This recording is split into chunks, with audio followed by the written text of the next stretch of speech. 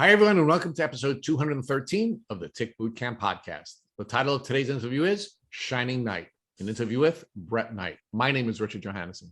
And I'm Matt Sabatello. Matt, this is a young woman who became a shining knight in our community by overcoming a number of really difficult challenges, both in her early childhood and then later on in her early adult life.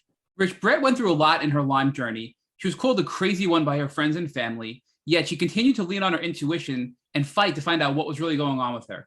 Once she got her Lyme diagnosis, she treated with a wide variety of protocols like NAD, thymus therapy, stem cells, and even Venom Therapy. Some of these therapies actually made her feel worse. Others actually helped her feel better temporarily, and others were long-term solutions. So, Matt, we're calling this young woman a shining knight in our community because she is a wonderful example of resilience.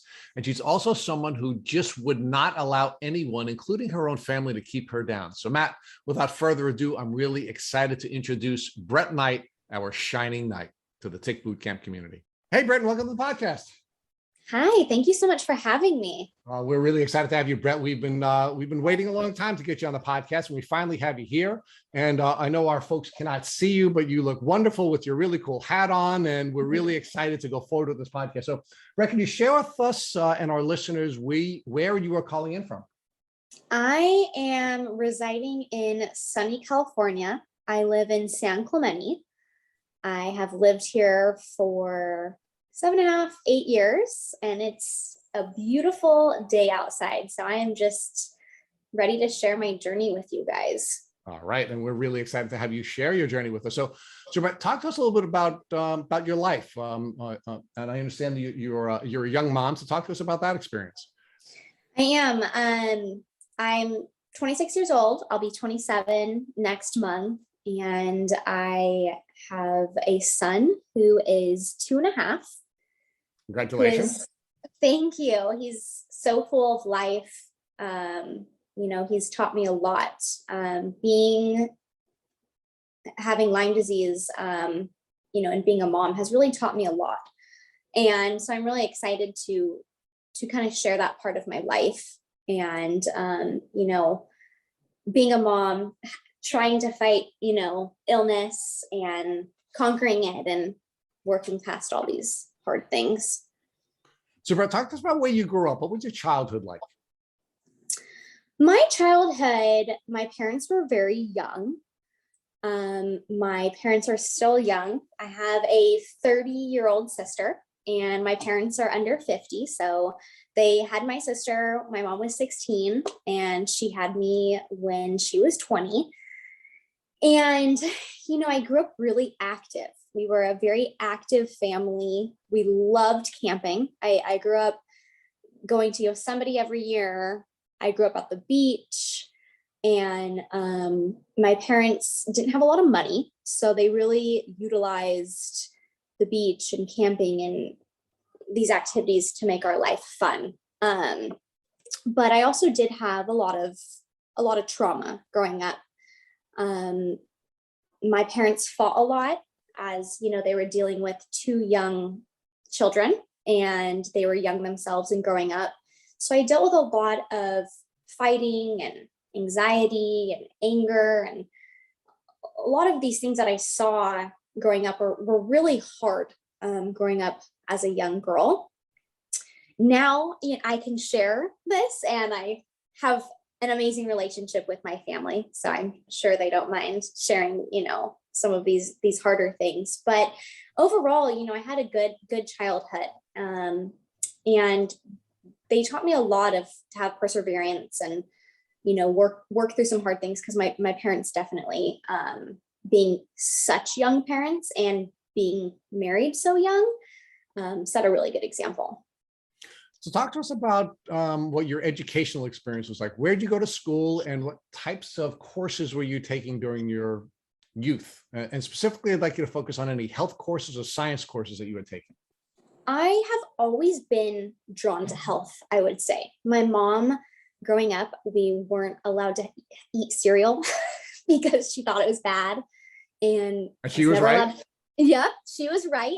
We weren't allowed to have soda and junk food, and not having a lot of money. A lot of our diet, consisted of vegetables, beans, rice, some kind of protein. And my mom was an amazing cook. So I have always been drawn to food. I'm a big foodie and a cook myself. And it was awesome because she was such an example in that, making these delicious foods that a lot of my friends, I would say, didn't grow up with.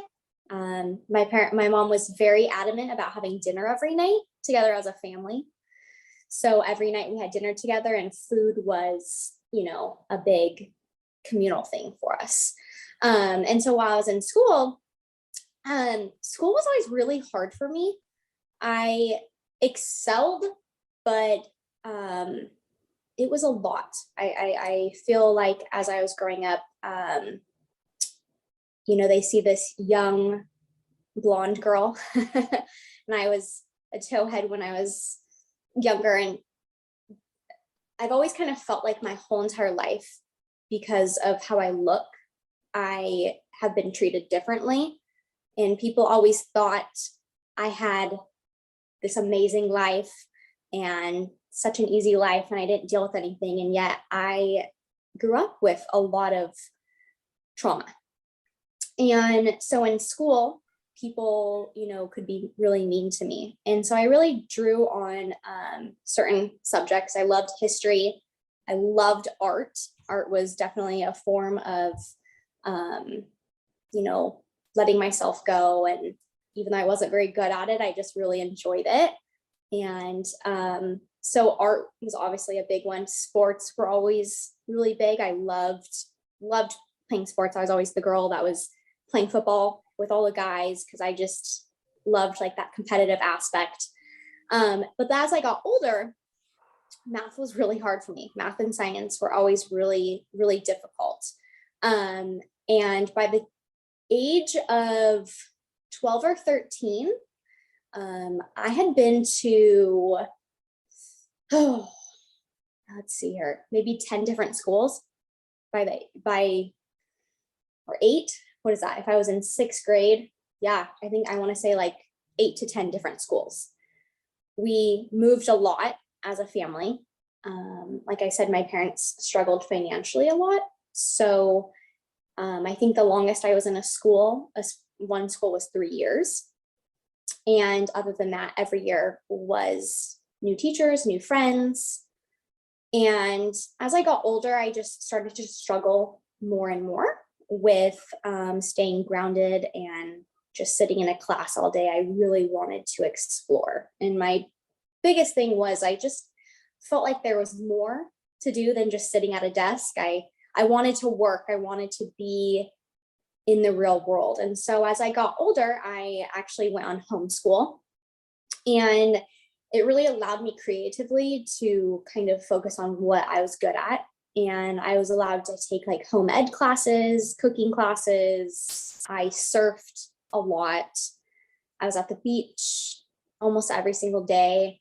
And I really just kind of grew this passion of what I wanted to do when I was older, which was I knew I wanted to be somewhat in health industry. So that's kind of how my schooling was. So you had this outdoorsy life. Your parents had taken you to the beach often, had taken you to different camping locations, and you had this draw towards health. During any of the educational opportunities that you had, either through your parents, through social activities, or through school, did you learn anything about ticks and tick diseases? Nothing. I had not even heard of Lyme disease till I was much older. I wasn't familiar with ticks at all. How to protect yourself, what to look out for, signs and symptoms. It wasn't even on my radar. So you didn't know anything about them. So you were not taking any steps when you were camping, or you were going to the beach, or you were participating in any outdoor activities to determine whether or not you had any ticks. Yeah. All right. So talk to us about what your vision was for yourself. You started to hint that you had this draw towards the to the health community professionally. So how is that presenting to you during your childhood? It started with when I was in high school, I started taking cooking classes. So part of my cooking class in homeschool was making different recipes every week and having the family eat them.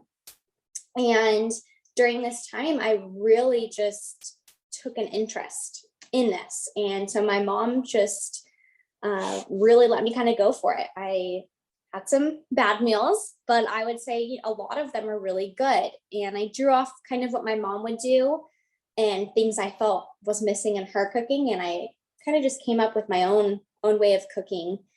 And during this time, I thought, I kind of started doing my own research as I was getting older. I was in high school and I started taking a kinesiology class in college.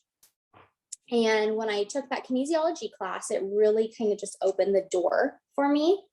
And even though I decided not to further my education in that, it really just kind of got my wheels spinning on really what I was passionate about.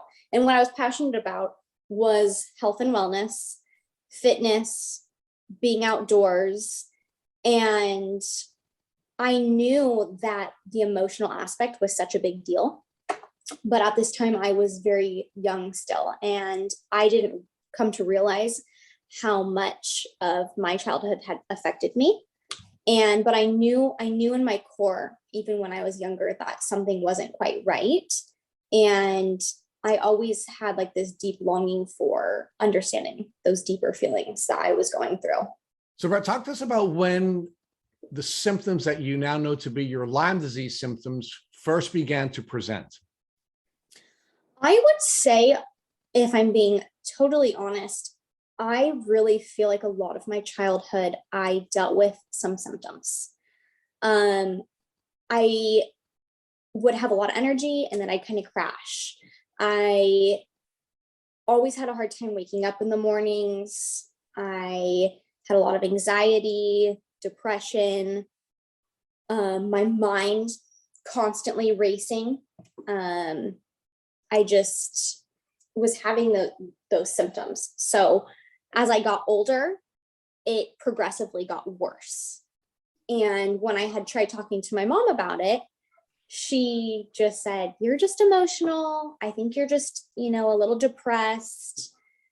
And I just felt like what was happening inside me was just not normal. And it wasn't until I was 17 and I graduated early, and I was going on my graduation trip to Bali. And I decided to get a 3-in-1 traveler's vaccine. And I hadn't done a ton of research, but I was going to be there for at least a month surfing and eating all the food and all that. So I got this 3-in-1 vaccine. And right there was kind of my turning point. Well, let's pause there for a second, Brett. What were the 3 vaccines that you had taken in this 3-in-1 vaccine? I was trying to remember, and I should have looked it up before this, but I know one of them was typhoid fever, possibly MMR, and I can't remember what the third one was. I'd have to go back to my records and see. Okay. So you're feeling symptomatic for most of your life. You have a lot of these symptoms that you now know to be classic Lyme disease symptoms, but you don't know that, right? You're 17 years old. You're going to take your senior trip, and you take this vaccine, and I'm assuming you crash. So talk to us about the crash. I crashed. I got the vaccine, and obviously I hadn't had childhood vaccines for a very long time because I had at this point been in homeschool and charter schools and kind of moved around, and I hadn't had them since I was a lot younger. And I like to call it, it's kind of a perfect storm. I was dealing with increased stress as I was naturally getting older, starting to think about jobs, starting to think about my life. And I get this vaccine, and immediately my arm swells up, just swells up. It's super tender, and it's like that for an entire week. And I thought, man, this is kind of weird. The lady had told me, "Oh yeah, you might be a little sore for the rest of the day." And I was sore for at least a week. And I go to Bali, and as I'm there, I'm just getting increasingly exhausted. I'm tired. I'm having ringing in my ears. I can't sleep all of a sudden I develop severe insomnia. And then of course, insomnia adds stress because then you're wondering why you're not sleeping. And I started drinking coffee because I'm like, wow, I can't even function. I am so exhausted. And here I am with my sister and her husband, and I'm on this amazing trip. And I was just so tired. I remember just laying there at night and feeling like something is wrong with me. I just feel like something is wrong with me. So talk to us about how things developed and when you first started seeing doctors for these symptoms that you had been suffering for most of your life, but are now really troubling after your vaccination. So I get this vaccination, I go to Bali, I come home, and ever since I had gotten that vaccination, everything started to spiral. It started with ringing in the ears, the pain in the arm, then it moved to insomnia, fatigue, and the list just goes on. I started having back problems. I had never had back problems, any kind of back problems in my entire life. My sister had dealt with some back problems, and she'd always kind of be like, oh, my back hurts. She'd go get adjusted and she was fine. And so I just started, these pains in my body kind of were coming out of nowhere. But again, it was almost like ever so slight. It wasn't all of a sudden I couldn't function. It was just over time, these weird symptoms started to occur. And they were migrating. They started to migrate, and it started to become where it was, a couple times a week to it was like every day I was noticing these symptoms getting worse. And it wasn't until I was getting ready to be in one of my best friend at the time's wedding. And I'm 17, one of my best friends is getting married, and I was dating my soon to be, husband at this time. We were dating, and it was really stressful. And I was just helping with her with a lot of things. And I remember walking down at her wedding, and I had this crazy fever. I was extremely inflamed. I felt very sick. And I just thought, I have this flu. I don't know what's going on. And the very next day, I flew to Hawaii with my husband and his family, which was a first trip for us as a dating couple. Well, the same day that we land, he proposes to me, and I'm 17. He had asked for my parents' permission, and he proposes. And I was so happy and ecstatic. And immediately the next day, I go to put my bathing suit on, and I can barely lift my arms. And I'm thinking, man, this is such a weird virus. I still have this flu that's going on. My throat felt like there was razors in it. I ended up having to go to the hospital on that trip. I thought I had strep throat. They swabbed me. Nope, you're fine. You must just have a virus.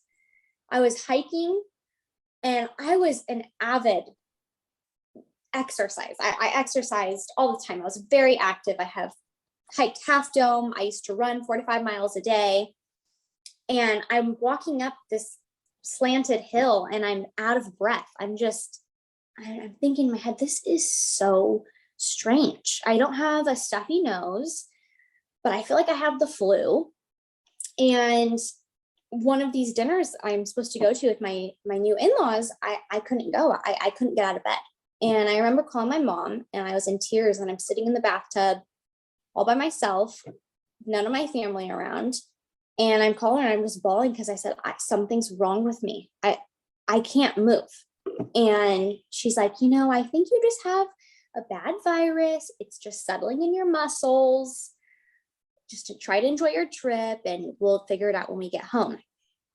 I come home. Let me ask you to pause there for a second, because I'm trying to deconstruct this in my mind. So I'm getting the sense that you thought that you perhaps had Lyme disease before this trip to Hawaii, or not? Do you think you did have Lyme before you went to Hawaii, or was it at the trip where you believe that you were infected with Lyme or reinfected with Lyme? I either was reinfected or had already had it. But in my heart, I truly believe I got Lyme earlier in life. And I think because my stresses were a lot less. It was more dormant. And it wasn't until I started to process my own traumas from growing up, and I was getting married at a very young age, and I was working, and then I go and get this vaccine. And I think that was kind of the cherry on top. And I think what really just exploded it was stress. So, Brett, it seems like you had a number of immune disrupting events, and each time you had an immune disrupting event, you had now either a relapse or you had some kind of a medical event. So the first immune disrupting event, of course, was that you received the vaccination, the 3-in-1 vaccination. And we've had many folks that we've interviewed in the past that have gotten sick after a vaccination. But after the vaccination, you then engage in some air travel, and air travel is also immune disrupting. You got through that. You seem to be okay. Now, between the trip that you took for your graduation and the trip that you're now taking with your then fiance's family, did you see any doctors? I hadn't, not yet. I was really just managing with diet and exercise. Because again, I was aware something was going on, but it would kind of come and go. And it wasn't bad enough at this point for me to trigger that something's seriously wrong. So you were very healthy, right? You were eating well, you were exercising, you were just very healthy, and your body is managing this challenge. And now you have another immune disrupting event. You take a trip to Hawaii with your fiance's family. You didn't even know he was going to be your fiance. He asks you to marry him, and now you have another crash. You go to see a doctor while you're on one of the islands in Hawaii. Yep.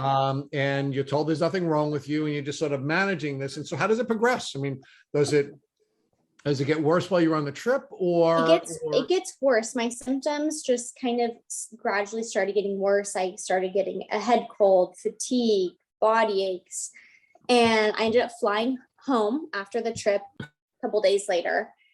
And it went from this fatigue to extremely debilitating. I went to work and I had to call my grandma and my mom to come pick me up because I could not walk. I physically could not lift my legs. It just sat into me, and like this crazy thing took over my body. And where I was working at the time, it was a spa, and in the same little district community, there was a kinesiologist, and who was a chiropractor kinesiologist. And I kind of started doing a little bit of research, and I thought, maybe my back's just out, or maybe something's off. So my grandma and my mom come over, they're holding my shoulders. I'm walking over, and he does some little tests on me, and he goes, "Oh yes, you're very inflamed. There's something going on. I want to see you 3 times a week. I want you to start coming in. Let's get you adjusted." So I got my first adjustment. He goes, "Come back next week." Okay. Well, within those couple of days, my pain went from different body parts and the not being able to move. So it was in my legs, and then it traveled up to my arms. And I went to go tie my bathing suit to get in the jacuzzi, and I physically could not tie my bathing suit. So Brett, let's pause there for a second. So you talked about migrating pains in the early part of your journey after or I guess during the high school trip. Now you're having migrating pains again, right? How are the migrating pains differently, and how are you emotionally responding to having all of these different pains at different times in different places?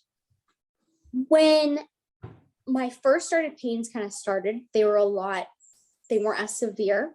I would kind of feel some pain in my back, and they would kind of come and go.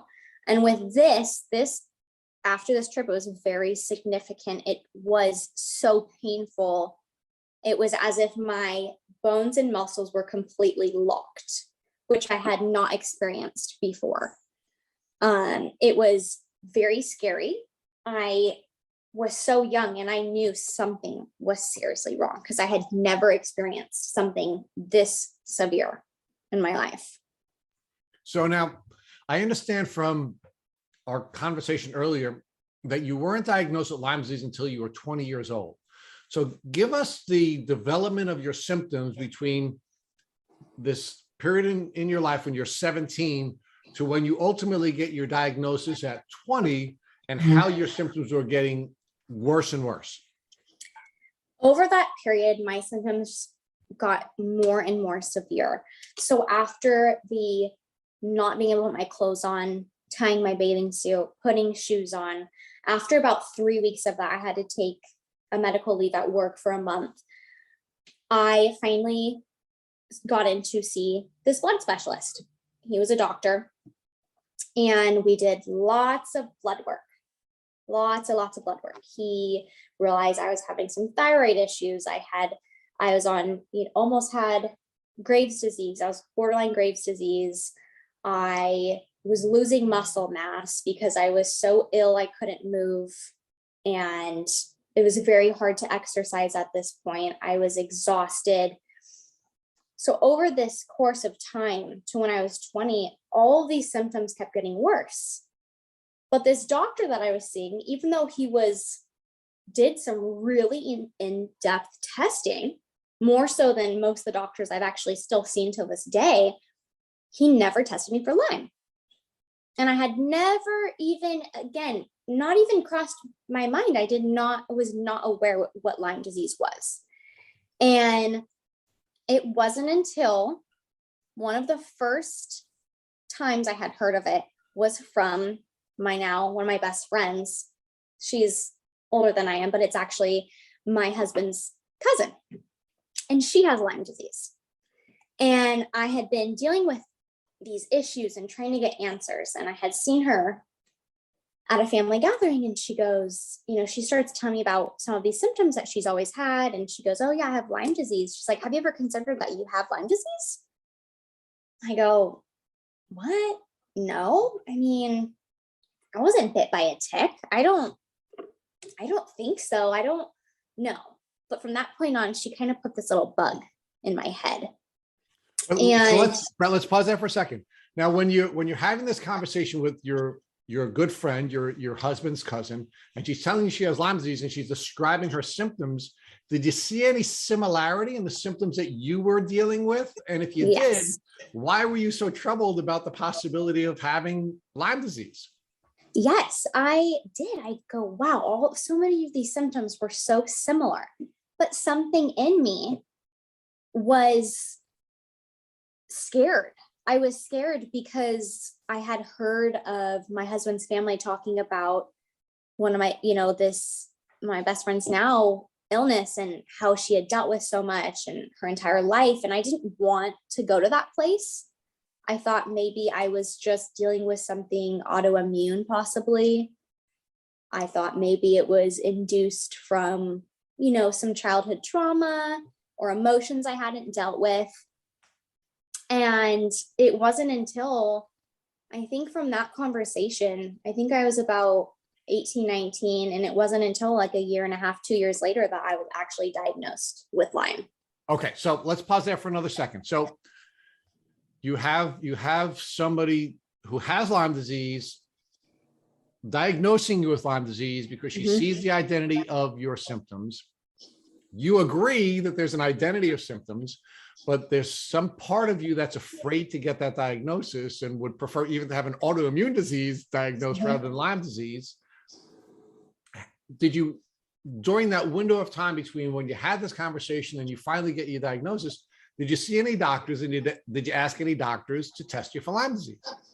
No, and I didn't, because when I had talked to her, she had told me I have gotten many negative blood tests. And at this point, I had spent so much with this other doctor that I was seeing that I thought, I'm not going to do this test. What if it comes back negative and then it's inconclusive? So it was scary to me in the fact that I didn't want to be wrongly diagnosed, whether I had it or didn't have it. Or Brett, did you not want to be diagnosed and your mind allowed you to hold on to something like, hey, these tests don't work. they don't give a diagnosis, or, hey, I spent a lot of money. I mean, was your mind taken to a place where you really wanted to be? And that was to have something other than a Lyme disease diagnosis. Yeah. I was hoping I didn't have Lyme, because from what I had heard from her experience, I did not want to deal with that. And I was definitely in denial. So talk to us about what that next year and a half was like. I mean, you're getting increasingly sick. These symptoms are developing. You have this potential diagnosis in the back of your mind. I mean, what are you doing for the next year and a half as you're getting sick, and how are you dealing with your Lyme denial?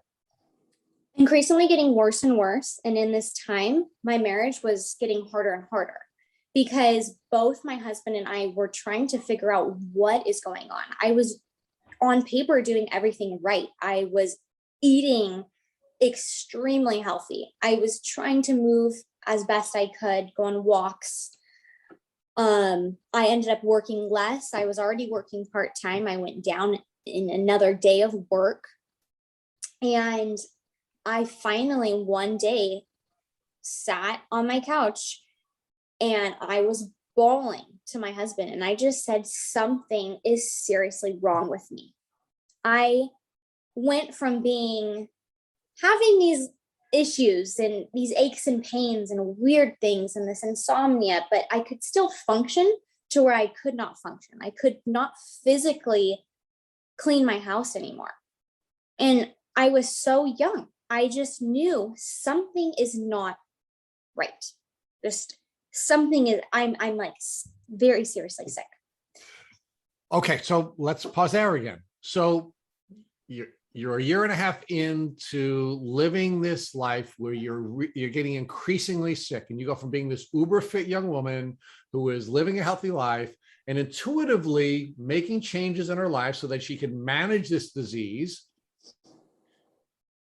And then you really crash. You can't even clean your house. You can't work. You're just crashing.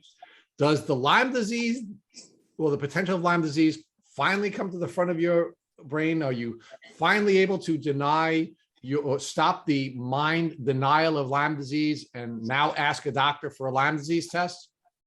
Yes, but still, I was so terrified of going to another MD and that test being negative. And so this is kind of the turning point when my husband's family knew this doctor from Germany. They're really good friends with him.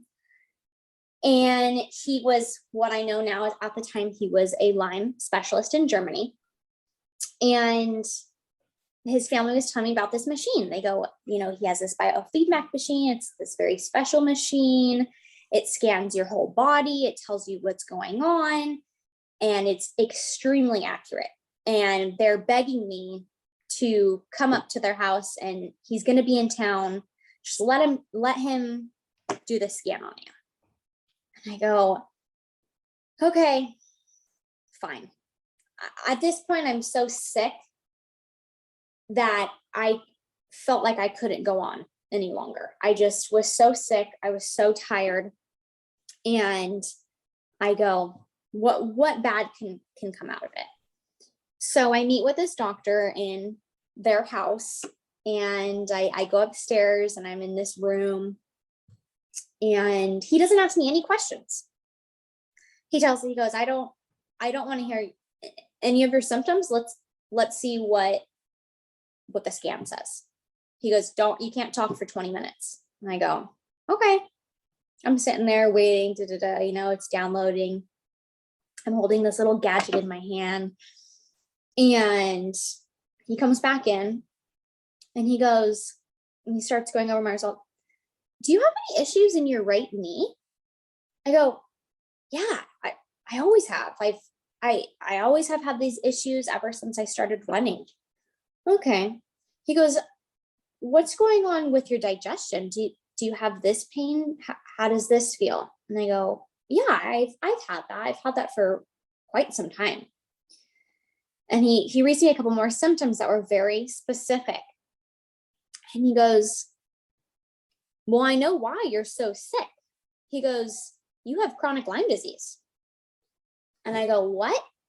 He goes, your scan is just everything is popping up that you have Rocky Mountain spotted fever, Lyme disease, co-infections. He's like, you're at like stage 4. He's like, you are extremely sick. And I just start bawling because in my heart, I felt at this time that that's what it possibly could be. And so when I had him tell me that, I just knew it. Intuitively, I knew it. I knew it was spot on. I had never had any kind of scan or test that he could see really what was going on inside my body. And that's how I came to get my first Lyme diagnosis. So Brett, we've had other people talk to us about this biofeedback testing, and they've said the same thing you've said. And it hasn't been a lot of people, but they said that it was spot on, that these practitioners are able to tell them the exact symptoms they're experiencing and then tell them you have chronic Lyme disease. So I guess the first question I have for you is, what was this test like? You mentioned you were holding on to something. So for you, what was it like for the 20 minutes while the scan was happening? And was there any discomfort? Was it something that is intimidating? Walk us through the process of the test. No. So he has you hold this little thing. I believe it's like a little stick. And then he sticks these little electrodes on you. It's like these little wires. And I think he did like a couple little patches. And you just aren't supposed to talk during the test. Quiet and just breathing as normal. No pain whatsoever. It's just very simple. Very, very simple. So once you had this Lyme diagnosis, did you want to follow up with blood work, or did you jump right into treatment at this point? I didn't, because at this point I was starting to talk to him, and he goes, I see patients like you all the time. He goes, they've gone to so many different practitioners, kinesiologists, they've seen MD doctors, they've seen specialists, and even ones who get a Lyme test, your chances of it coming back negative are so high. And he goes to tell me that this is what you have. And I said, I believe it. As I started doing more and more research, it was so spot on that I didn't feel like at this point I wanted to go and test, because I didn't want for myself to be more confused.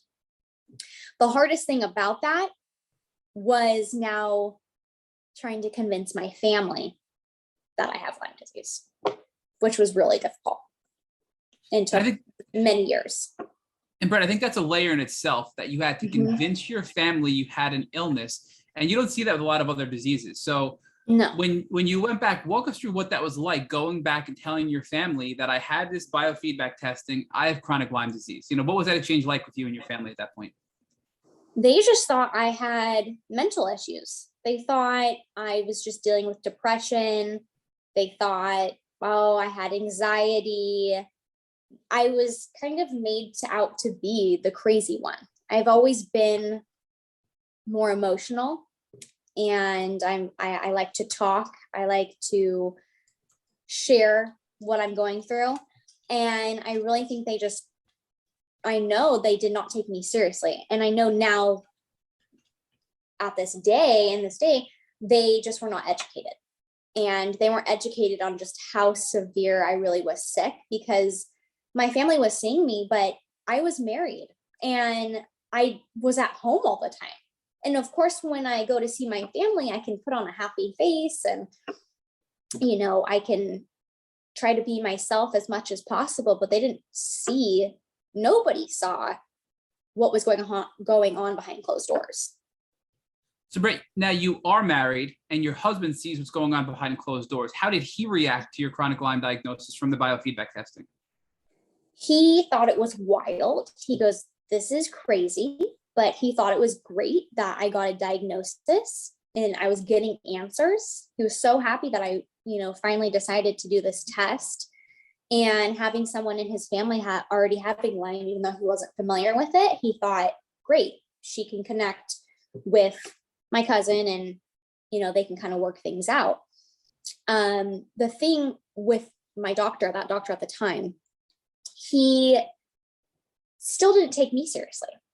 Even though he diagnosed me, he goes, okay, well, what I would recommend, depending on how severe you are, he goes, I would do stem cells. I would do stem cell therapy. But I would try thymus therapy first. He goes, I would try to do thymus therapy, thymus injections weekly, and do those for, 11 to 12 weeks, and then kind of see where you're at. So I talked it over with my husband, and to get stem cell therapy was $25,000. So at the time, my husband goes, well, we're not going to do that now, but now that we have the diagnosis, why don't we start with what he's recommending, and then let's see where you go from there. So I go, okay, I want to process this first before I jump into anything. So in my brilliant young age, I decided, I'm already sick. Why don't I, before I start thymus therapy, why don't I just get implants? Why don't I get breast implants? Let's just throw those into the mix. Always wanted to have breast implants, and I'm just going to go for it. So from the diagnosis, which happened in January of 2015, I got implants put in. Come here, my doggy. No worries. A month and a half later, I had already had this appointment. So I had this appointment before I had gotten this Lyme diagnosis. Then I go, well, I'm already sick, and I hadn't heard anything at this point of implants making you sick. And I go, well, they're not going to make me worse, and at least they could help me be happy for the time being until I figure out what I'm going to do with treatment. So I get my implants in, and immediately within putting them in, I knew something was wrong. I just knew it. And again, at this time in 2015, breast implant illness was not even really a big thing, or at least I wasn't aware and wasn't a part of groups and support groups and information. So I get this diagnosis in January. In February 2015, I get breast implants, and I'm just I thought I was sick, and I just get worse and worse and worse. And finally I go, okay, let's do the thymus therapy. I do the thymus therapy. Nothing changes, nothing. I feel no difference. Brett, I'm going to interrupt you real quick. Do you mind explaining what is thymus therapy for our listeners? I'm not even 100% certain what it is myself. So it helps stimulate your thymus gland. And so it's these injections that help build your immune system to better handle Lyme, is what I was told. Till this day, I really don't even know what I was taking, to be totally honest. These shots came from Germany, and I can't even tell you what really was in them. So I'm sure if I reached out to this doctor now, he could tell me, but I don't even know really. They were just called thymus shots.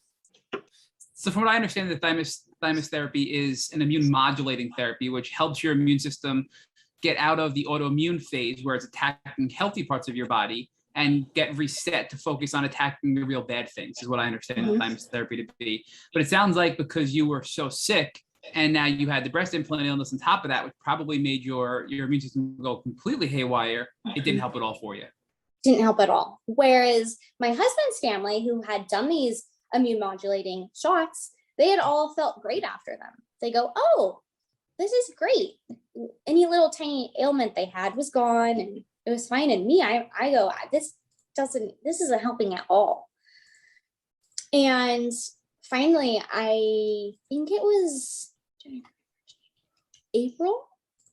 March or April. And after doing the shots, after having implants, I just begged my husband. I said, I really, really cannot go on. I have to get to Germany. I have to get to Germany to where this doctor is working. I have to do these stem cells. I'm willing to start a GoFundMe. I am willing to ask for help. I just have to get here. And we had called the doctor, and he just said, my wife has just progressively gotten worse. We thought she was bad in January. She's just really bad now. We just cannot go on any longer. And he goes, I can get her in at the end of May. Why don't you guys fly out, and we're going to get her in, and we're going to get her stem cells. So I interrupt real quick and ask you a question. That the doctor that diagnosed you and this doctor that you're referring to, who had a facility in Germany, are you comfortable sharing this doctor's name? sure. It was Dr. Phil at Infusio. And is this Phil, who is the founder of Infusio? Yes. Okay. So I just want to point out that,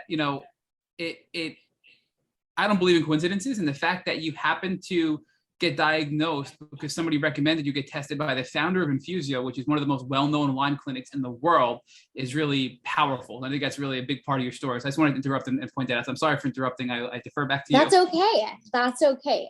Because he really did change my life in giving me that diagnosis, and really actually saved me, I would say, because he was so spot on. So Infusio was where I was going. And at this point, I had been so sick I was 20, I'd been sick since I was 17. And this is when I really felt like my mindset was such a big deal, because a lot of money was going into this. And I really wanted to work on mindset, and whether this treatment was going to work or not, I wanted to change my mindset. If I were to have to deal with this disease for the rest of my life, I have to change my mindset. Something has to give. And getting to Germany alone was so difficult. I was so sick, and my husband was flying with me. We get to the airport in New York. They look at his passport and they will not allow him to go to Germany because it was expiring in 3 months. So even though they had let us fly from LA to New York, an almost 5-hour flight, nobody ever said anything. They go, I'm sorry, I don't think Germany will allow you in, so we're not going to allow you to fly. So here I am. I am deathly sick at this point. I have never traveled alone. I'm still young, and I have to take these flights to Germany, in a country that's not super well in speaking English. It's not just like traveling to Mexico, where it seems a lot easier for us. So we land. I have a driver pick me up. I don't know what he's saying. He takes me to this little apartment in near Infusio, and the doctor says, that he had been emailing us at this point and telling us my schedule, and we're going to start here. This is what we're going to do. We'll have a driver pick you up every morning. And of course, the first week of treatment is the most difficult. And I had nobody. I was all by myself in a foreign country. I didn't even hardly know Dr. Phil. I had only met him, a couple times from visiting the States. My in-laws were very close with him. And so I'm just here, and I was just trying to function, and I was just so ill. I could go back, and I should have brought those up. I have from years and years ago, but we did IVs. So IV therapy, lots of Myers cocktail IVs. And I believe it was on day 2 or 3 of treatment, I had to take a car. I think it was like 3 to 4 hours from where Infusio was to actually do the stem cells. So again, by myself, and there was one other patient in the car, this older gentleman. And we're in this car, this driver's driving us to this middle of little town. And they took 25 vials of my blood, 25 vials. I think that till this day, that's the most blood I've ever taken. I do frequently about 20 vials several times a year, but 25, that was a lot. And they were taking my blood for my stem cells. And so I go back, and it was hard. It was really hard. I was detoxing and herxing extremely, extremely bad that first year, or first year, that first week. And finally my husband made it back because he got in and got his passport renewed, and he was there the second week of treatment. And finally the second week of treatment, even though I hadn't received my stem cells yet, I kind of started to turn a little bit of a corner, and I started to get a little bit more energy. And I think my body was better handling these IVs better. And fast forward to the end of that second week, and I received my stem cells. And I believe they took around the count for the stem cells was like a million stem cells. And then it multiplied. I'm pretty sure they put about 6 million back into me, 5 to 6 million stem cells back into me.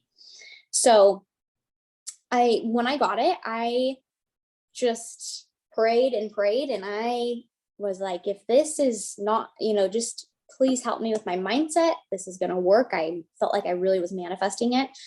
And I came home and I started doing a lot better. A lot better. Brett, so you were there for about, was it 2 weeks? How long were you there in total? Okay. So you're there for 2 weeks. And when you went to give blood and you donated the 25, or you gave the 25 vials of blood, did they extract stem cells from the blood? Is that what you were saying? Yes. Yep. So they extract the stem cells from the blood. They spin it. I mean, I'm not a scientist. I don't even really understand it. They somehow extracted to where it separates the blood and the stem cells, basically. So you're not like putting blood back into you, but you're just extracting the stem cells. And leading up to that, for the first week, you did it sounds like Myers cocktails, a lot of immune boosting supplements and IVs, and some probably detox things as well, I'd imagine, while you were there. Yes, lots of like bone broths and soups and diet were incorporated in that as well. I did some laser therapy. I'm trying to think what else I did. Yeah, I think it was mainly IVs and like laser therapy.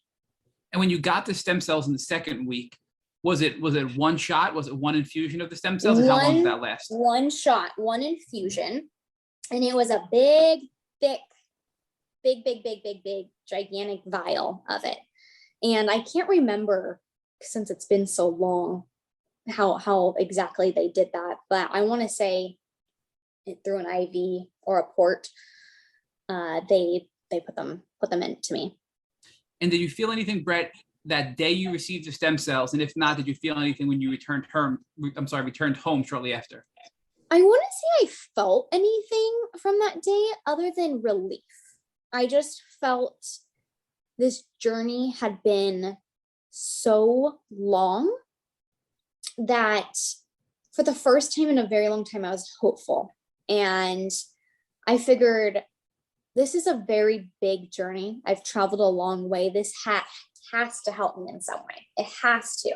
I just felt in my intuition that this is going to help me. And even if it's, not for a long time, at least temporarily, it's going to give me relief, is what I felt like it was going to do. And at this point, was Infusio in Beverly Hills not open? I do know there's an Infusio clinic now in Beverly Hills. So is it just not available yet? It was wasn't open? Not open yet. So Brett, talk to us more about when you got home. You still didn't really feel much better, but it was sort of relief that it was over and hope that it's gonna help. Walk us through the next couple of weeks and months. Did it actually help you? And what was that like? So I came home, and one of my things I had always wanted to try, because I hadn't exercised in so long, I was doing lots of Pilates and yoga and those types of exercises, is I really wanted to push myself. And I wanted to sign up for CrossFit. And so that was one of my things in helping my mindset, was committing to something that was just, I had been so engulfed with my disease and trying to find answers. And I felt like at this time, I still had so many unanswered questions, but I just wanted to focus on something other than Lyme. So I came home and I started to slowly feel better. I kind of started to wake up a little bit earlier. I started to get a little pep in my step, and I committed myself to this new workout. I got involved with new peers, and slowly but surely I started to get better. I started to get more energy. My brain fog was getting a little bit better. My sleep was a little bit better. And slowly but surely, I just started being able to handle and take on more things that I had in a very long time. And part of this of getting better was really throwing myself into health and wellness, because as going back, one of my biggest things was I wanted to get into health and wellness. And so when I came home, I just told my husband, I said, I've always wanted to be a personal trainer. I want to get into health and helping others, maybe who are sick or stuck in mindset. And I just want to help others because I feel like if I can help others, it's going to make me feel better. And it did. And so I got my personal training license. And in this, I wanted to start competing in bodybuilding. And I was starting to be able to work out several days a week. And I was feeling pretty good. I wasn't feeling perfect or amazing, but I was feeling a lot better than I had in the past. And Brett, this was within the first few months of you coming home from Germany. Yes.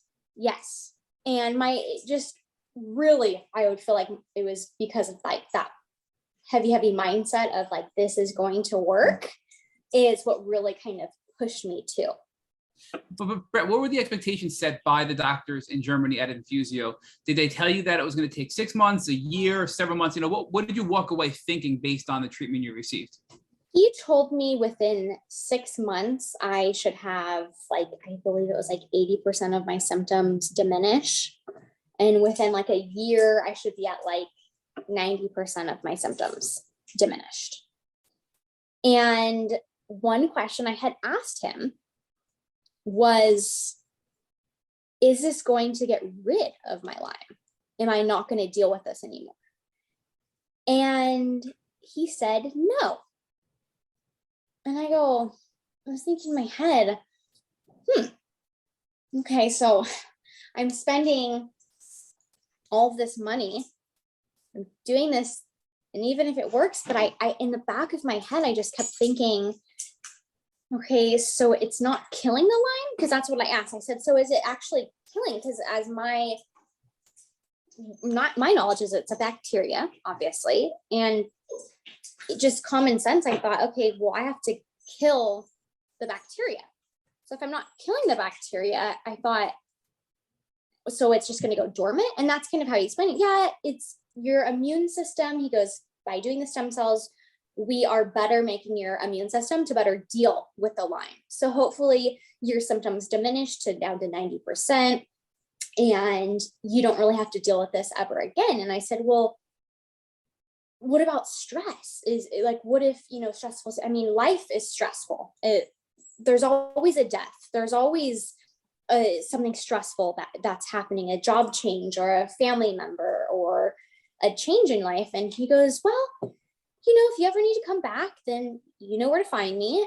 But you should be good. You should be good to go, and you shouldn't need to do this ever again. You shouldn't have any issues. And I go, okay, well, again, with this mindset, I think, okay, well, this is going to work.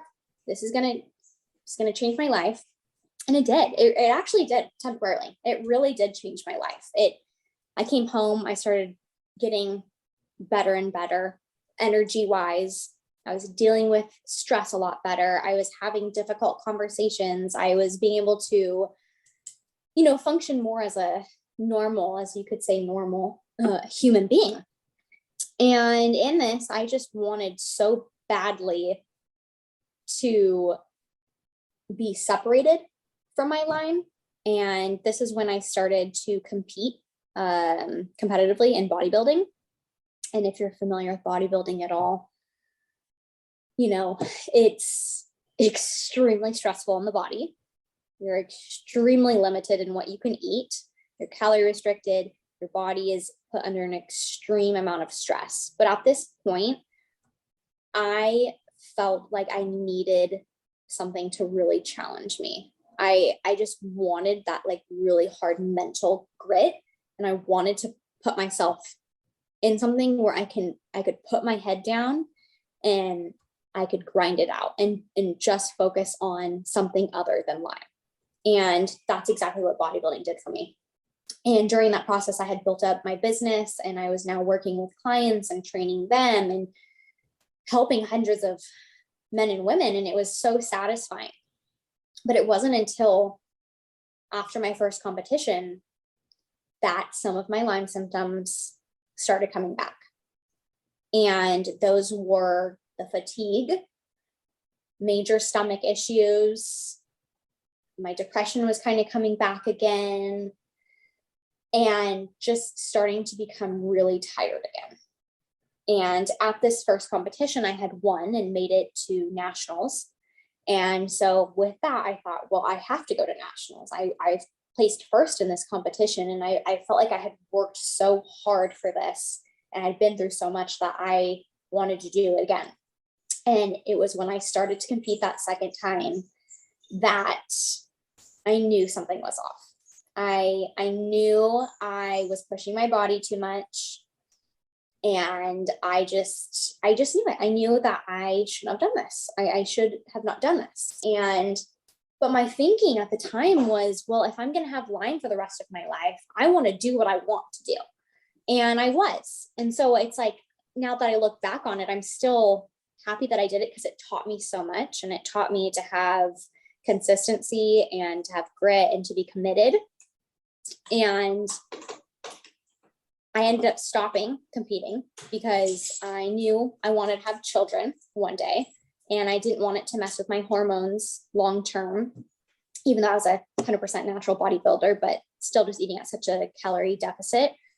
I knew it wasn't healthy, and I just was not feeling great. I was starting to get my major digestion issues. My sleep was getting terrible again. My fatigue. I went from being able to work out 2 hours a day at the gym to struggling to make it there, for 3-4 days a week for an hour at a time. So I had significantly decreased like my working out.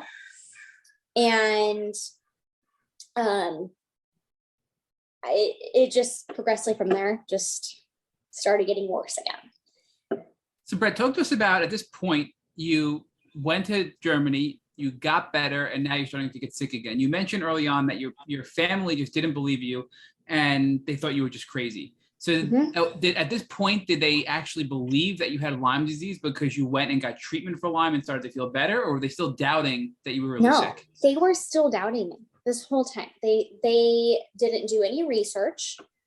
They, from the little bit of research they did, of course, because normal MDs, they will diagnose you with like a psychiatric diagnosis. So from the little bit they had done, they knew nothing. Even though I had gone and done this lengthy treatment, and we're feeling better, home, and I was feeling better. They could see the difference. They just thought, oh, well, she's just on to the next thing. She's committed to the next thing. And I just constantly was in this push and pull with trying to help people understand. And I knew even when I was competing and was so-called at my best, I wasn't. I was still sick.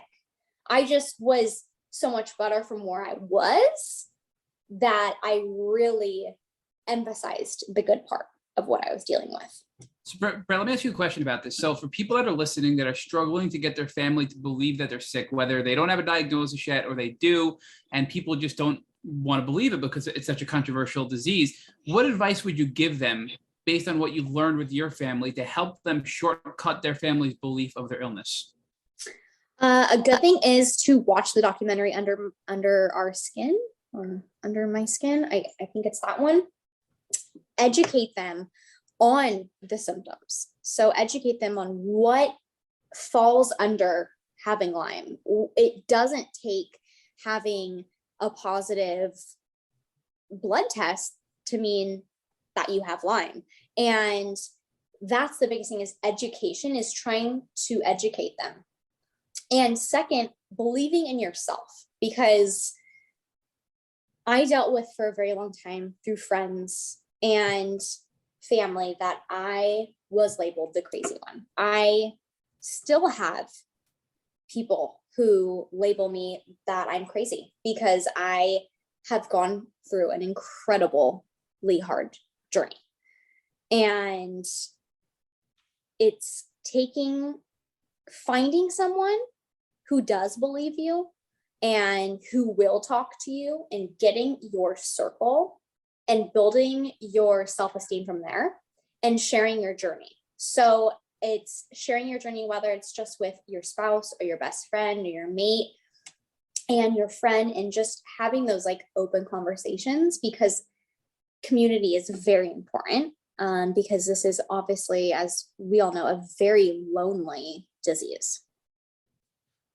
So Brett, talk to us more about now what happened after you started to feel unwell again after overdoing it and physically exerting yourself too much. And now your symptoms are starting to pop back up.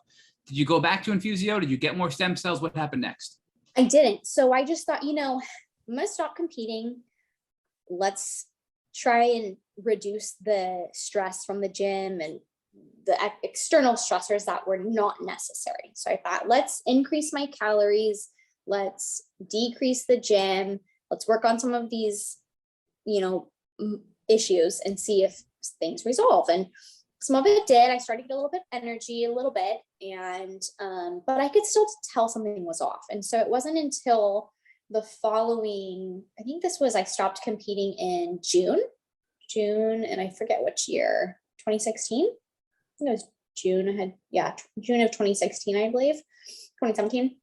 And it wasn't until January that I just told my husband again, I said, something's wrong. I feel like something's off. I'm not as sick as I was before I got stem cells. So this is a good sign, but something's off and I don't know if I need another round of stem cells.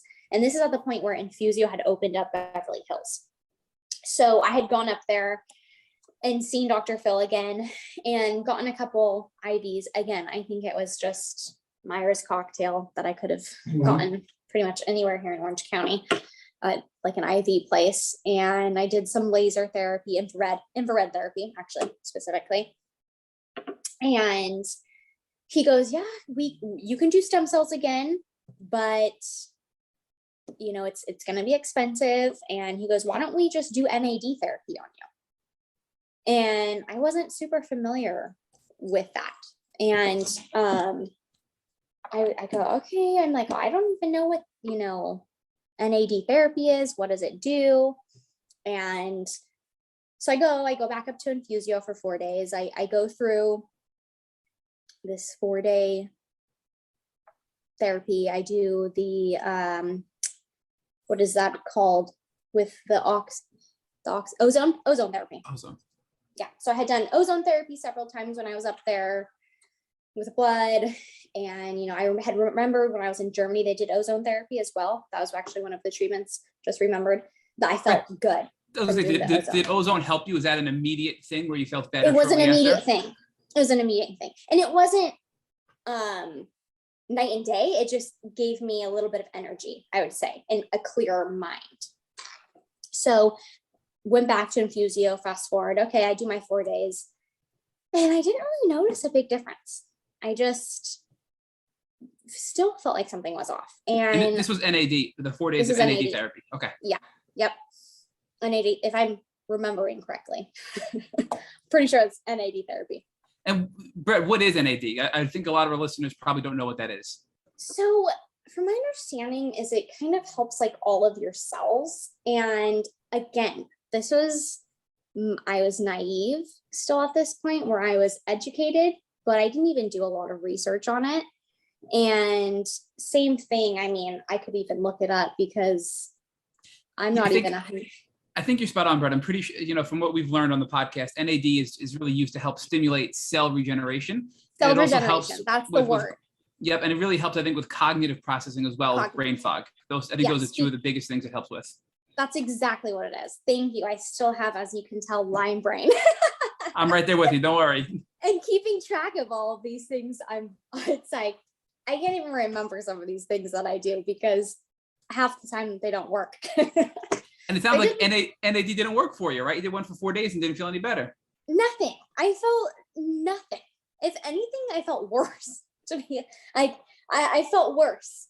And so I go, okay, well, I just stayed in a crappy hotel in the middle of West Hollywood. I feel worse. Like, this is a joke. And so I was hesitant. I thought, okay, well, should I do another round of stem cell therapy? What should I do? And at this point, Infusio was doing the stem cells from fat. So they were taking like fat and taking the stem cells from fat cells or something like that.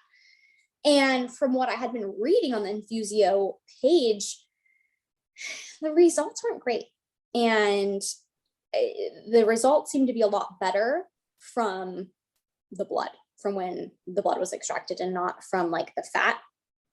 So Can I just interrupt you again? I apologize Yeah. to interrupt you, but there's so much good information here. I just want to make Yeah. sure we point out. So from what I understand, Infusio in Germany does the stem cells that come from your blood, but Yes. in Beverly Hills in California, they were from fat stem cells. Is that your understanding as well? Yes, Okay. because of the regulations. Yes. This is as of a couple of years ago.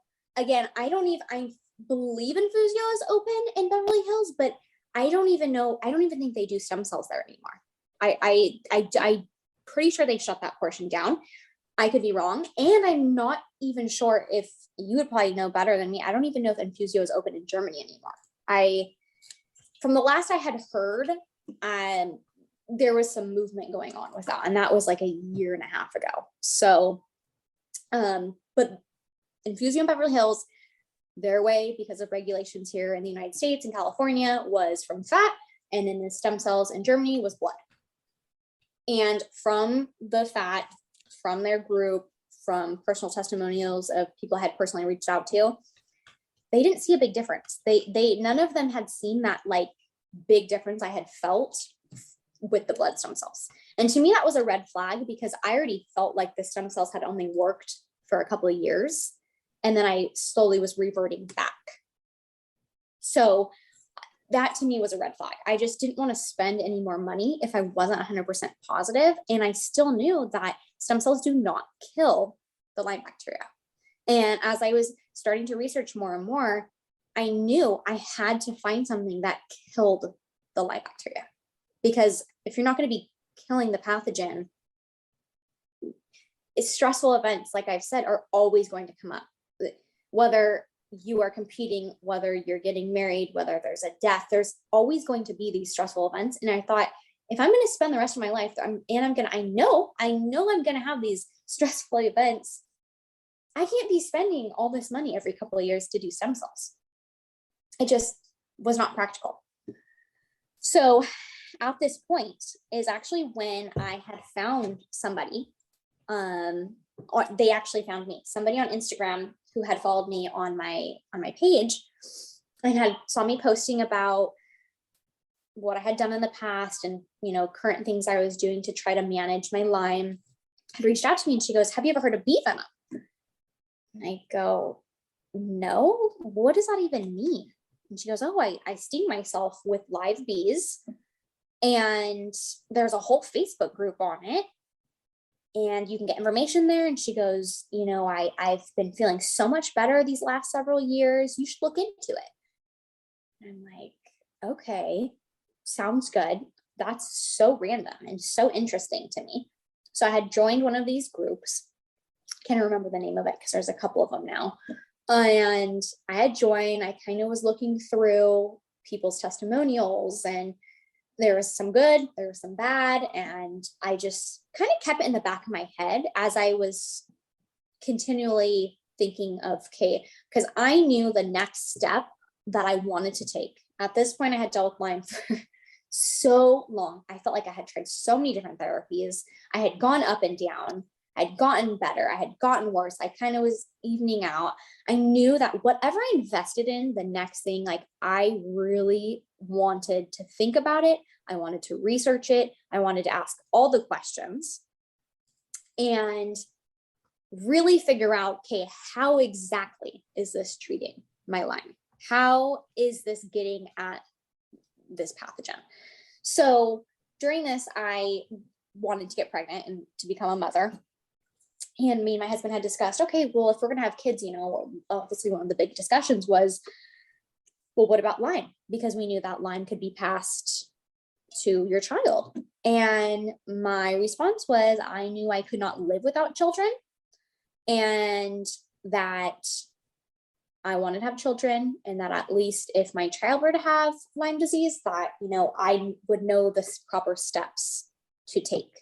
And in the hopes of, hoping he didn't have it, but if he did, I could get him, testing and get him into a lot more advanced facility than I had ever been to. So I, again, just thinking all this is in the back of my head. So I decided to get pregnant.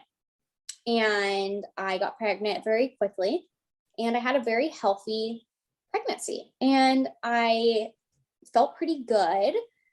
I had aches and pains, and, but again, I was carrying a child. And this is really the turning point as this journey has kind of gone up and down and up and down. And I was a lot more versed with Lyme. During my pregnancy, I really started to research Venom Therapy. And I had decided that is what I'm going to do after I have my child. I thought, I feel like this, to me, from some of the studies I had read, from testimonials, I really felt like it resonated with me more than any other treatment I had ever done. It made the most sense to me. And I just loved the one study that took bee venom and they put it like in a petri dish against the Lyme disease. And then they did, it with the antibiotics as well. And the antibiotics, there was still some Lyme left. And with bee venom, it completely eradicated it. So I go, okay, because we know at this point, I never wanted to go the antibiotic route because of the horrible side effects that I personally didn't want to deal with, that I had talked to people who had gone through that. And I go, okay, this makes sense. If they're taking this ancient modality, I love that it's holistic. That really resonated with me, but it was holistic, but it was also very strong, which is why, warning, you do not want to just go sting yourself with a bee. It's not that simple. So as I was pregnant, I'm kind of researching this, and it wasn't until I was in labor, I had a natural birth. I birthed my son at a birthing center, that I had been in labor for almost 20 hours. And I was begging my husband, I'm so tired. I'm so dying. Give me the epidural. Give me the epidural. And there's no epidural at birth centers. And I'm like, I want to transfer. And I'm getting out this turning point of, I felt like I couldn't keep going. And they go, well, do you want nitrous oxide? They go, to help take the edge off. And I am like, I didn't want to do nitrous oxide, but I was like, you know what? Yes, just give it to me, because I will do whatever at this point. I'm like, to get this baby out. So I was on nitrous oxide for a couple hours, and I had never been on nitrous oxide, and it kind of makes your head feel all big and fuzzy. And I hadn't ended up having knocks, and it was beautiful, amazing, one of the most transforming days of my life. And I met my beautiful son. And when he was born, I just felt off. I just, obviously I had dealt with this transforming experience, and I'm holding my baby, and I go home and I'm on such a high from all the oxytocin. And for 3 days straight, I didn't sleep. I just had these crazy rush of hormones. And 3 weeks later, I still hadn't slept. I just had not slept since he was born. And I started to really go into this psychosis. I just spiraled. I had been dealing, like I said, with some of these issues, Lyme issues, brain fog, insomnia, and it hit me like a semi truck. And I was trying to speak to my family and my friends, and everybody was just telling me, it's just newborn. It's so hard. It's this. And I was like, something is wrong. Something is seriously wrong. I'm like, I feel like I'm not inside my body. I have the worst postpartum anxiety, debilitating to where even when he would sleep, he's a newborn, he slept hours a day, and I would go to close my eyes, I would be jolted because my system was so wound up, and that I could not sleep. I would think that he was crying. I had horrible anxiety. I just, it was terrible, like terrible.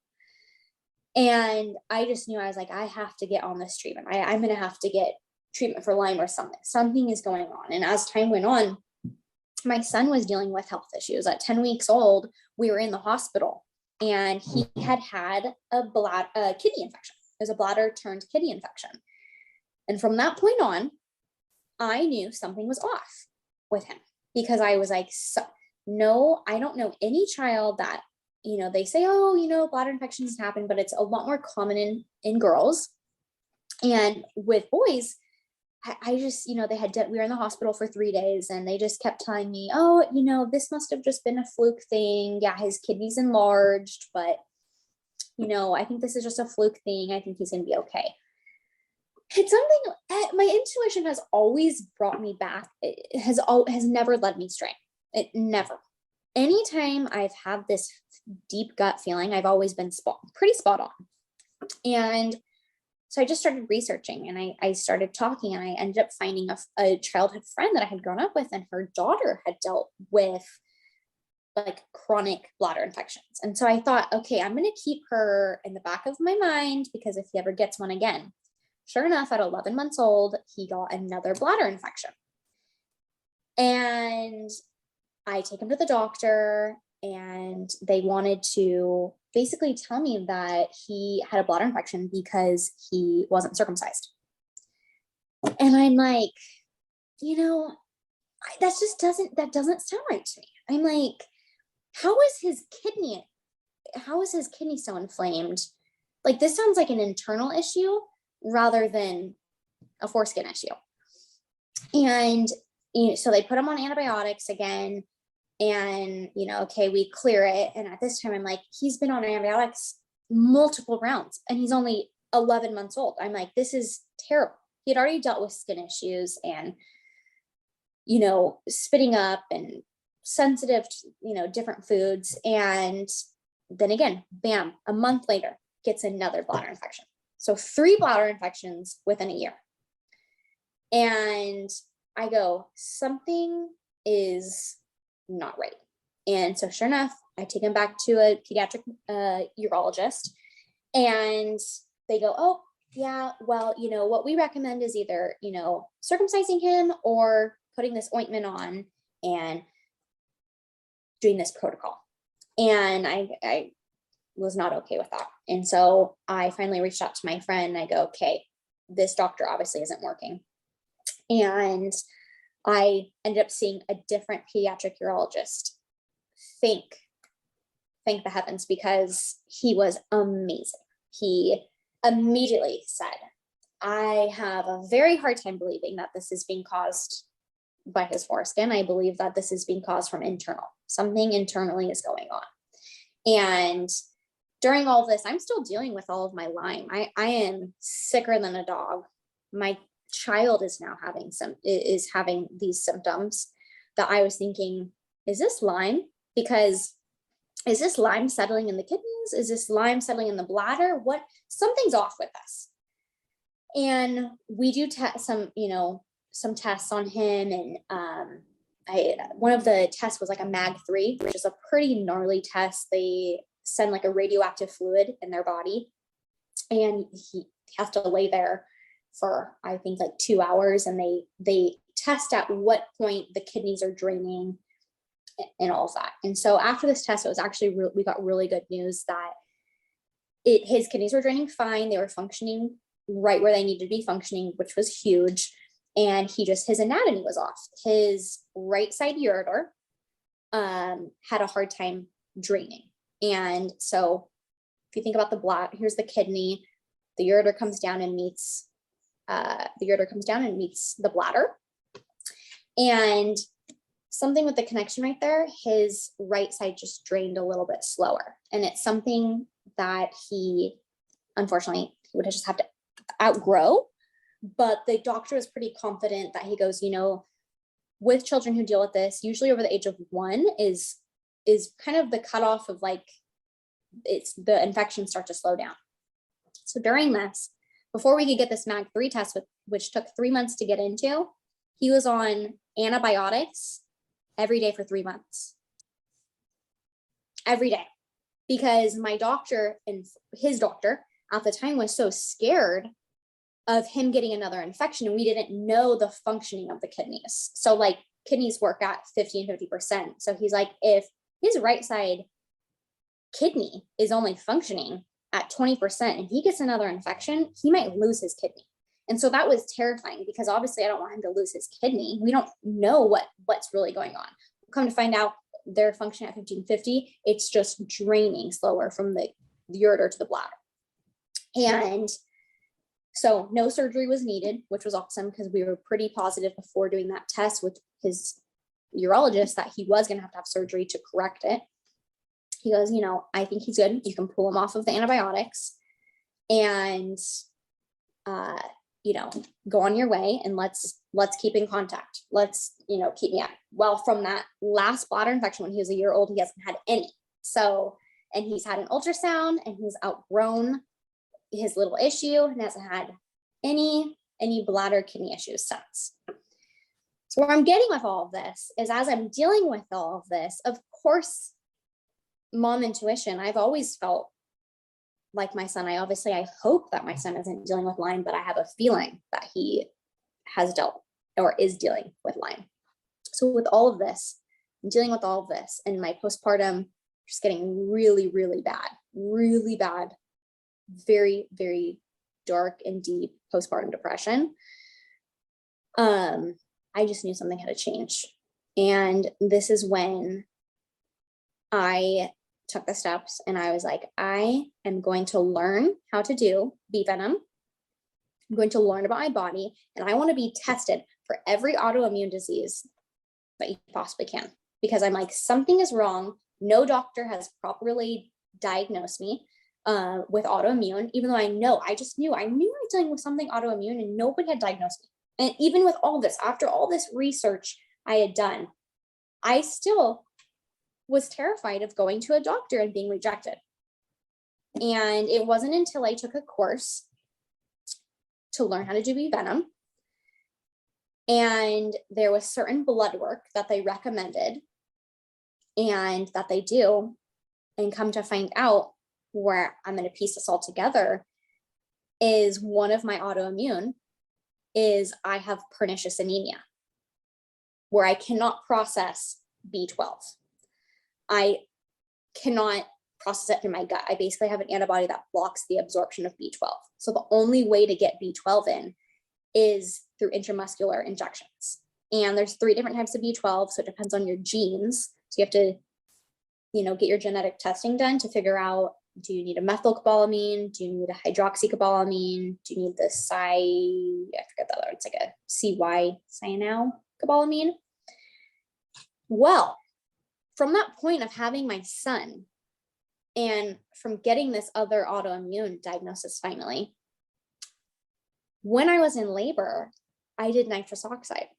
Guess what? The number 1 vitamin that nitrous oxide depletes? B12. I had this crazy aha moment.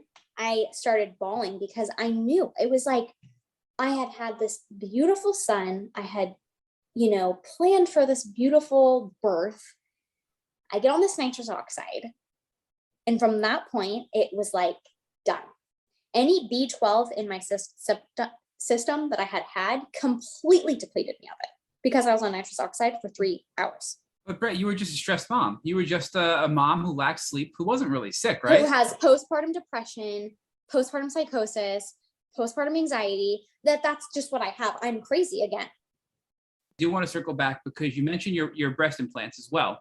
Mm-hmm. So you had your breast implants. We talked about how we obviously know that was very harmful, because your immune system can't, you know, is really looking at it as a foreign object, and it's causing your immune system to go haywire. Did you ever have your breast implants removed? Did you have an explant surgery? Yes. So I had breast implant illness. And so this was another thing, was while I was pregnant, actually right before I got pregnant, I went and saw, there's a couple of specialists here in Newport Beach. And I had gone to one of the well-known specialists, and right before I got pregnant, and I wanted to take my implants out. And he suggested I needed a lift as well. And if I wanted to breastfeed, he would recommend waiting to take my implants out. So I said, okay, that makes sense. You know, breastfeeding was very important to me. And Then I got pregnant. And so when I was really looking in and I started this course for Venom, I knew for sure I had to take my implants out. I had no idea if they were causing, me issues or not, but I knew, again, intuition, gut feeling, I knew they were. I knew something was preventing me from getting sick. And at this point, I was learning so much information and uncovering so many things I had never learned before that I said, I don't care. Screw this. I want these implants taken out of me so I can heal. And one of my biggest things before I started Venom was I wanted to take them out because I did not want to start Venom Therapy and then 6 months in be hindered again. I felt like, okay, I'm really putting everything out there. I feel like at this point was like the big turning point with having my son was really like, I am a mom. I have to bring my resources in. I need to be smart about this and I need to be strategic because I don't have time to just be trying all these different things. So one of the very first things before I started Venom was taking my implants out. And it was 100% one of those turning points in my healing.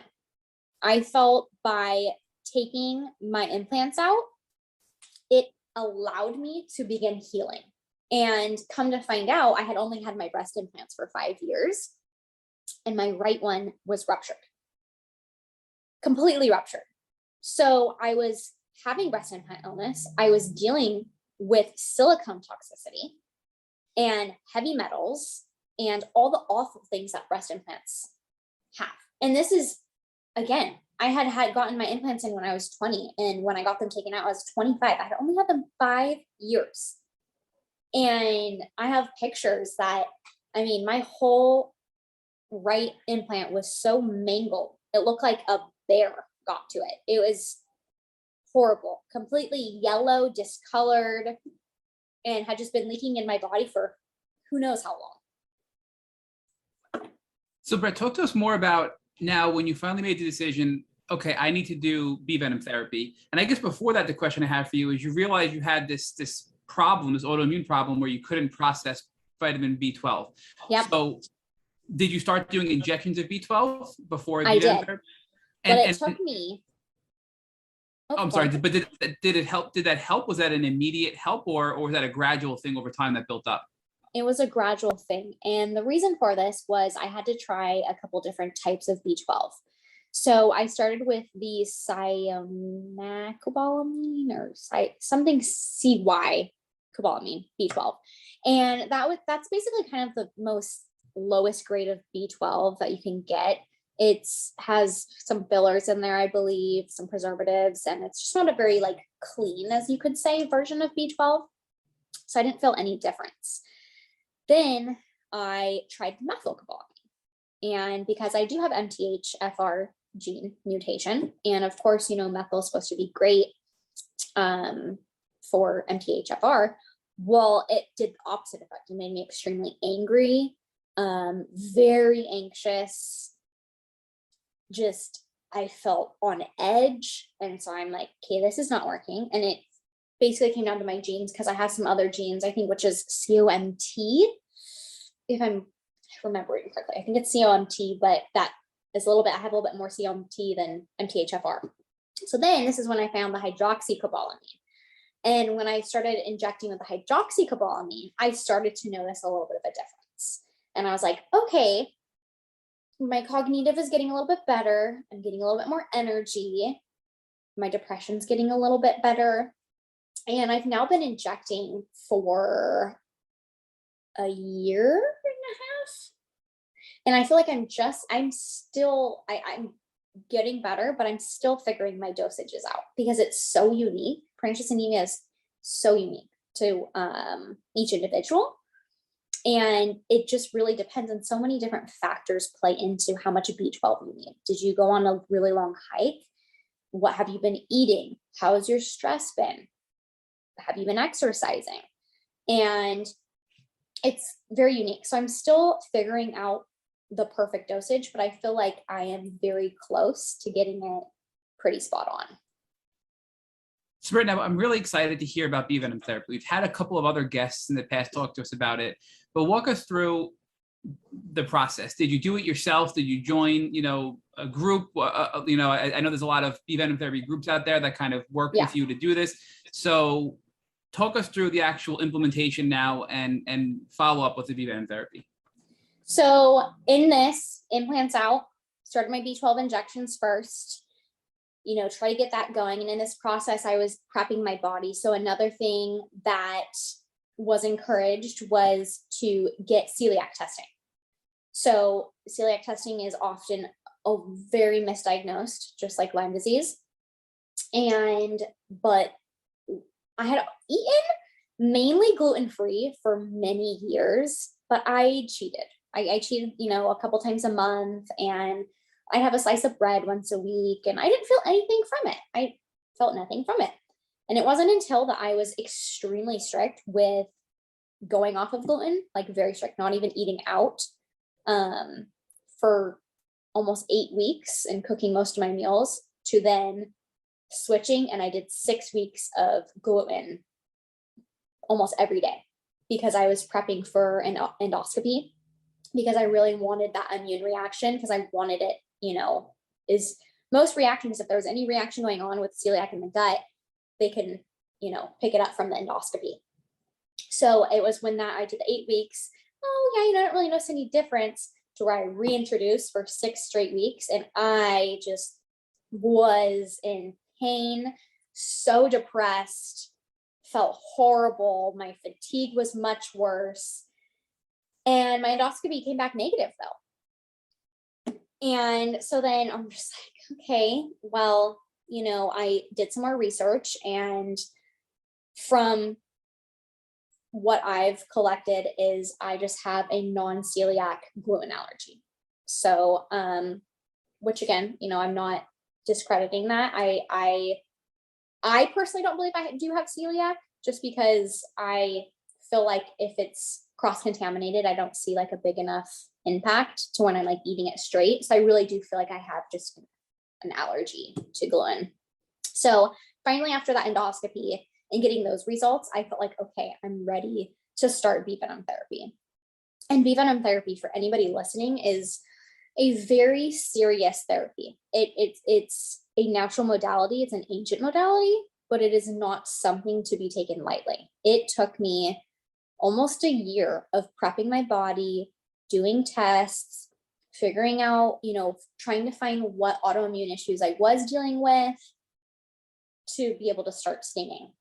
It also took going on a anti-histamine diet, and very, very low histamine diet, very healing foods, to really make my body as calm as I could to be able to handle the bee venom, because bee venom is an extremely potent medicine. And I had my first sting. I had gone to like a little workshop, and I had my first sting. And you sting on your back, or at least I sting on my back, because it helps disperse the venom throughout your system a lot quicker. So obviously your spine's connected to your organs and, circulatory, nervous system, brain, all your major organs. And that's the biggest thing, because when you have chronic Lyme, it's throughout your body, and it hides very easily. So by treating it on your spine, you're helping disperse that venom quicker. And it's not like, I've been stung even with stinging on my finger, and my finger will kind of swell up, or my hands have swollen up. But it's because it's more, even though the venom is getting in your bottom, it's more localized. Whereas when you're stinging on your back, your nerves are so sensitive back there that it's dispersing it really quickly throughout your body, so you can better handle the venom. And a note I should kind of add in there is, I actually thought I was allergic to bees my entire life, because I have had high histamine. Because when you have Lyme disease, almost, pretty much everybody has high histamine reaction from these bugs. So when I would get stung, I would swell up like a balloon. And so when I found out this therapy, I'm like, how is this going to work? Because I think I'm pretty allergic, and my dad's actually allergic to bees. And when I went to sting and I had my EpiPen, my Benadryl, and I went to testing my back and I was fine. And I go, whoa, I had a little inflammation and swelling at the side of the sting, which is very normal. But I go, okay, like maybe there's some hope in this. So from there, I just started treating and started stinging myself with these live bees. So Brett, how did you feel when you did this workshop and you did your first sting and you had your EpiPen and you had your Benadryl? Did you feel any better afterwards, or was it really just sort of like nothing after? No, I felt worse. I got a hurts, obviously, because it's so powerful that I had initially gotten energy, like it gave me energy. But then I was staying in a hotel and I went to go to sleep that night. And my mind was like 50 miles an hour, nonstop. And I just had like this adrenaline, because that's what Venom can do to you. It gives you an adrenaline rush. But I was hopeful. I was really hopeful. And the whole process of bee venom is not to rush it. It's very a personal journey. And again, there's many ways, to treat and to go. But what I was taught was to go really slow, really, really slow, and to be intuitive, to listen to your symptoms, these symptoms and signs. Are you getting worse? Are you getting better? Are you stuck in bed? Or are you, slowly being able to function more? Because at the end of the day, we want more function. We don't want dysfunction. So, I had ended up waiting after that little testing. Okay, I had to go home, get my bees, prep my stuff. And I started stinging right during when the pandemic hit. That's actually when I started stinging, was April of 2020. That was my first, I think it was April 6th, my first actual sting day. So I've now been stinging for a year and a half. And it has been a journey, let me tell you. It has been a journey for sure. Well, Brett, you mentioned brain fog earlier, which you clearly don't have today. So I'm curious, at what point in using bee venom therapy did you notice a change for the better and realize, wow, this is really working? It was very slight. It was not a aha moment. It wasn't I woke up and wow, I feel great. It's been very slow. And a lot of others who started with me are a lot higher as in stings. There are a lot more bees than I am. But something I always really came back to was, this is my personal journey. And for bee venom, I always knew it was going to be a 2 to 3 year process. And I was hoping for 2 years, and now it's looking like I'm going to be doing it for 3. And really just reassuring myself, kind of going back to when I got those stem cells and with the mindset. Whereas this time I felt like I wasn't more blind. I felt like I was a little naive and just, okay, yes, this, but with this time it's mindset, but also having that support and really taking my time with this. And so with my symptoms, very slowly over time, have gotten better. My brain fog is getting better. I can now have conversations and tell you, I still have Lyme brain. I, have little brain farts, but overall I'm improving and I'm getting better, which is amazing. So Brett, talk to us about the actual process and, how many bees are you using? How often are you stinging? And you have to leave the bee in you. We understand that you have to leave it in there for 20 minutes before you pull the bee out. Is that correct? So that's a difference. Is everybody who stings leaves it in for different points. I personally leave it in for 1 minute. So that's kind of 1 to 2 minutes is my max. And I'm up to 5 stings 3 times a week. And I leave each one in for at least a minute. But with my very first sting, I only left it in for 5 to 10 seconds because venom is so powerful. And it really did not understand how powerful bee venom is until I started stinging, where, I thought it was silly. I had read, leave it in for 5 to 10 seconds. Oh, that's not going to do anything. And then I would leave it in for a full minute and then it hurts. So each sting I've really worked up. My very first sting, it was in for 5 to 10 seconds. Then it was 20 seconds, 30, 40, 50, up till I got a minute. And that's how I keep my regimen. I'm very regimented with that and not rushing the process, because anytime I've rushed this process, I have horrible herxing. And with herxing, there's a normal response of herxing, of course. When you're introducing a new method for treating Lyme, you're obviously killing off bacteria. But if your body cannot handle and process that detox efficiently, it can actually be extremely dangerous. Extremely dangerous. So I go very slow. And like I said, I'm at a year and a half in. Most people that I know are at 8 stings by now. And that's just not me. I've dealt with a lot of kind of hurdles along the way. I have 2 autoimmune. So I have pernicious anemia, I have rheumatoid arthritis, and I also have treated SIBO while stinging, which are all major issues. Brett, as a side note, what did you use Cellcore to treat SIBO and herbal products? I didn't. I actually didn't use Cellcore. I used, let's see here. I used some Metagenics products, and I worked with a practitioner who was amazing in helping me with treating my SIBO. But again, digestion is one of my biggest issues to this day that I still deal with. And so that is something that it was a brutal protocol, because I did an herbal protocol and I did it for like 3 months, and it was really hard. And I was stinging during that time too. So I think I was at about 3 stings when I was doing the herbal protocol, and I got through it and it helped a lot. But fast forward, just with life, it's, diet and traveling can affect me. So, my diet's not perfect. But over time, like I said, just my symptoms have slowly gotten better, especially my histamine response. So I want to go back to the bee venom therapy. So do you think your histamine responses are now better because of the bee venom therapy specifically? Yes, for So sure.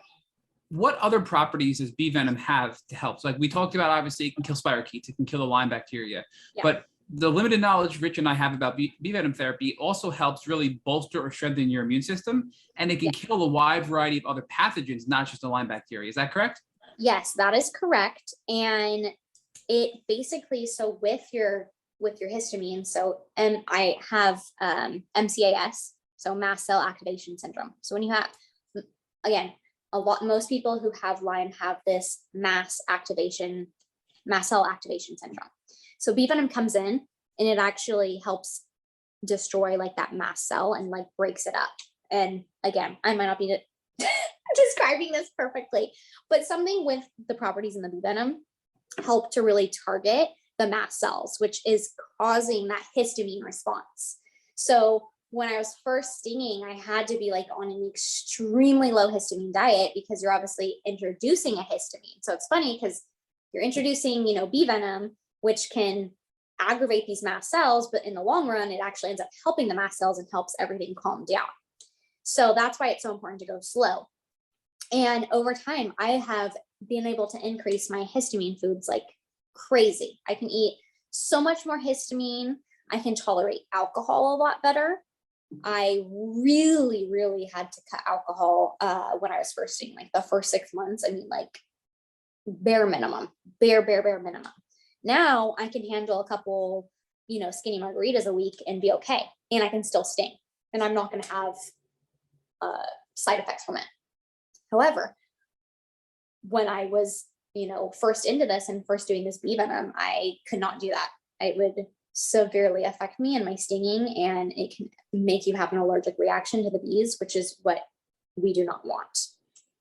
So I'm glad you brought that up, because I think it's really important to know we've had so many people tell us they're interested in bee venom therapy, but they have horrible histamine sensitivities, they have MCAS and they can't do it. But it sounds like it's actually going to help them rather than hurt them in the long run. Yes. So, yes. And I'm very, I haven't done it yet, but I will be testing probably early this next year. I want to do an endoscopy to see where my mast cells are at. Because I actually when I had my endoscopy, she also tested for mast cells, and they were really high. And so I'm really interested to do that endoscopy again to kind of see where my mast cells are. Oh, you're gonna have to share that with us, and we'll update in the show notes of this podcast episode for people once you get that done. So they should come back and take a look, so we can keep them posted.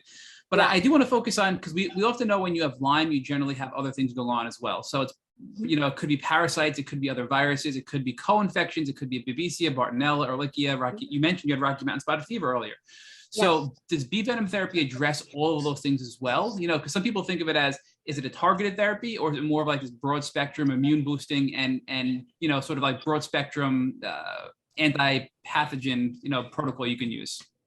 So from my understanding, and if I'm saying this right, is I believe that it's immune modulating. So it's not just immune boosting. So that's the biggest difference, is it's actually like modulating your cells. It's, destroying, just getting into those cells and blasting these things. And that's why it's helping. It can help so much with the histamine, and obviously with the Lyme, and with breaking down those biofilms and actually killing that pathogen. So it is, I mean, I'm not a doctor. I can't, say if it's gonna 100% kill, the co-infections, but that is, yes, is from the people who have tested, tested positive for these bands and these different co-infections of Lyme. When they go to retest, when they're done with their treatment, all of it's negative. So yes, and it is antiviral, it's antiparasitical, bee venom, antiviral, antiparasitical, antibacterial. So yes, again, I don't know if there's an exact study on every single, co-infection, but from my knowledge, yes, it does treat all of those things. So I want to stress the fact that if it's an immune modulating therapy, and many of us with chronic Lyme have developed autoimmune diseases, probably more than one, modulating the immune system, or really resetting the immune system, is a powerful tool to help reverse or backtrack a lot of the autoimmune damage done from Lyme disease. So do you think that's helping you a lot as well? 100%. So what's interesting is the bee venom has brought out. So my very first autoimmune diagnosis was pernicious anemia. It wasn't until almost a year later I was positive for rheumatoid arthritis. I kept testing and testing, and I was teetering. You could see like my number in my rheumatoid arthritis. And I finally just got a positive rheumatoid arthritis. I believe it was in January of this year. So that's almost, just under a year of testing and doing my blood tests, and that it finally came positive. So from what others have experienced, they have reversed some of their autoimmune. So I have a dear friend, and she has, what is the autoimmune? Not rheumatoid, but can't even remember the name right now. One of them is, she's now negative. So when she goes to test for the autoimmune, it is reversed. So it's very powerful, and I'm very hopeful that my rheumatoid arthritis will be reversed. My pernicious anemia as of right now is not reversible. So it's like celiac, in where you cannot reverse celiac, and you cannot reverse pernicious anemia. So I will be injecting for the rest of my life with B12. But as of like rheumatoid arthritis, I'm hoping to be able to reverse that. So Brett, most of the people listening to this podcast are in the throes of Lyme and trying to get better, or close to the end of their journey, or possibly the beginning of their journey. What tip or hack or advice would you give to these people that can help them shortcut their journeys that you wish you had when you first got diagnosed with Lyme disease? Build a community. So talk with others who have Lyme to help you to understand what treatments are out there, because there is a lot more treatments becoming available, and it can be very confusing on what to do. And talk to others who have been in your shoes, who have done treatments that resonate with you, because you have to do a treatment that resonates with you, because most treatments have a big commitment. Bee venom is one of the most commitment times, and it's very hard. And it's also what scares a lot of people, because it's a 2 to 3 year process. But to me, that resonated with me. That really resonated, because I felt like it would take at least that to kill all of this Lyme bacteria. All over 10 years of accumulating this Lyme bacteria, I felt like that resonated with me. And so build your community and try to find others, whether that's through social media or friends or local groups. Connect with others. Another second thing is getting a Lyme literate doctor. I'm actually for the first time seeing a Lyme literate doctor since Dr. Phil this next month in November. But again, I've been so skeptical because I was working with a group who really helped me. And then I felt like, okay, I needed some more personal attention to help me with some of these lingering issues that I'm dealing with. And so I'm meeting with her this next month. And again, from another fellow bee venom patient, she helped lead me in her direction, because not every Lyme literate doctor is going to be the right fit for you, or they might not help you in the right way. So really connecting with others, talking, resonating, and just leaning into your intuition to find that right doctor for you. A third thing is testing. So, testing for Lyme, you can test through your standard blood test. Don't 100% rely on that because it's often misdiagnosed if it's a negative. Something I learned was if a Lyme test is equivocal, that's a positive. So a lot of my tests, Lyme tests were actually equivocal, and that's a positive test. So, IGeneX is a great testing, just kind of see like where you're at, where your bands are at, and just try to understand it better. And know that you're not alone. There's a lot of us out there, and to ask questions. Do not stop asking questions. And I just love the power of social media right now. There is so many people who are helping with mold and parasites and SIBO and all of these things that I had no idea about when I first started learning about Lyme. I just thought I had Lyme, and okay, yeah, I had heard of co-infections, but okay, yeah, maybe autoimmune. But it wasn't until I kind of got my ducks in a row of, there's kind of a list of things that I would recommend going through and checking off before just treating Lyme. So Brett, while you were working on your Lyme disease was working on you, and you were discovering things about yourself that you would have never learned had you not gone on this journey. So talk to us about what has been beautiful about your Lyme disease journey, and talk to us about how that has inspired you to reach out and help others on the journey. It has taught me so much. I feel like one of the biggest things Lyme disease has taught me is to have empathy, is to really empathize, which can be a blessing and a curse sometimes, because I feel like I take on a lot of people's energies. But at the same time, I feel deeply for people because I have been in that really, really dark spot, really, really, really hard times. And it's also made me a lot stronger person. It's made me a stronger mom, a stronger wife, and it's really taught me what I want out of life and the kind of relationships I want, and how to look for people who love me and understand me. And in that, it's also taught me patience, because it took a lot of time with my family to understand really what I'm going through. And of course, nobody really understands it until you personally deal with Lyme. But they're so much more understanding and supportive this day, which is amazing, because I know so many Lyme patients don't have that. So I'm very grateful to have a good support system, today. So tell us about what you learned about yourself, not just the lessons that you've learned and the ability to empathize, but what else did you learn about yourself? And specifically, as a young person, you always had this passion for health and fitness, and you had this passion for eating healthily.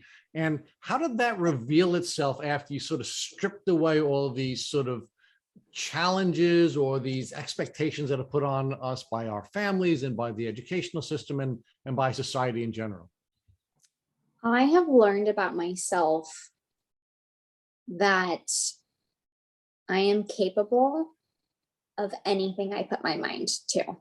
That's really the biggest thing. And it might sound cliche, but if I put in the time and I believe in myself, because self-esteem is obviously a big issue when getting so sick, but believing in myself and giving myself grace to heal has been the biggest thing, because it has been very hard for me to give myself grace to actually heal and to unmask myself and get down to these nitty gritty and ugly layers sometimes that you deal with Lyme. And so I would say the biggest thing is just having respect for myself and giving myself time to heal. So let's talk about the last question we ask every one of our guests on the Tick Bootcamp podcast. And that is going to be your husband, who is so wonderfully supportive of you during this entire journey. If he came walking into your room right after this podcast and you found that he had a tick biting him on his arm, what would you recommend that he do so he wouldn't have to go on a very challenging Lyme disease journey? Number one, I would take the tick, put it in a Ziploc bag, and ship it off to, I think it's tick check or tick report. I would check it for co-infections. And I personally would probably treat with antibiotics. If I caught it within, I would rush it as fast. I would check every co-infection that I could. And if it did come back positive, I would put him on antibiotics. I am not 100% certain for what kind. It kind of would depend on, co-infections and where he's at. But that's how I would treat it first. I would try. And then if that didn't work, I would 100% move him straight to Venom Therapy. Thank you for listening to the Tick Bootcamp interview with our guest, Brett Knight. To our listeners, we have a call to action. First, if you'd like to learn more about Brett Knight, please visit our Instagram page at Brett M. Knight. Second, if you enjoyed this episode of the Tick Bootcamp podcast, please share with your friends by using the social media buttons you see at the bottom of our post. Third, Tick Bootcamp has created a Tick Bite blueprint that has been inspired by the information that has been shared with us by past podcast guests. We urge you to visit our website at tickbootcamp.com to view the blueprint. Please note we would appreciate any input or any improvements you would like to share with us. Fourth, don't forget to subscribe to this podcast on Apple Podcasts, Google Podcasts, or Spotify to get your automatic episode updates of our Tick Bootcamp podcast. And finally, we thank you, our community, for your comments on our past podcast episodes. Please take a minute to leave us an honest review on Apple Podcasts, on Instagram, or on our website. We make it a point to read every single one of the reviews we get. Thank you, as always, for listening.